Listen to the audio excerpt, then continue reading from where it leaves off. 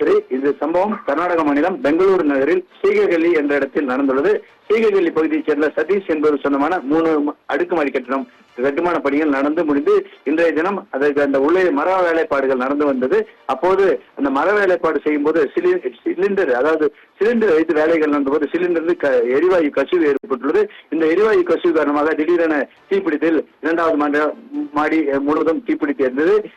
தகவல் அறிந்தவுடன் தீயணைப்புத்துறை மற்றும் போலீசார் சம்பவத்துக்கு வந்து அவர்களை மீட்டு விக்டோரியா மருத்துவமனைக்கு அனுப்பி வைத்தனர். இருப்பினும் வடமாநிலத்தைச் சேர்ந்த 2 தொழிலாளர்கள் உயிரிழந்துள்ளனர். மேலும் சிலர் காயமடைந்து தற்போது விக்டோரியா மருத்துவமனையில் சிகிச்சைக்காக அனுமதிக்கப்பட்டுள்ளனர். உயிரிழந்த இருவரும் பீகார் மாநிலத்தைச் சேர்ந்த கூலி தொழிலாளர் என தெரிய வந்துள்ளது.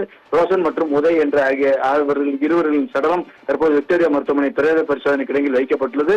இருந்தாலும் தற்போது இதுபோன்ற அசம்பாவிதங்கள் நடைபெறாமல் இருக்க மேலும் நடவடிக்கைகள் மேற்கொள்ளப்படும் என்று பெங்களூரு மாநகராட்சி சார்பில் அறிவிக்கப்பட்டுள்ளதுங்க.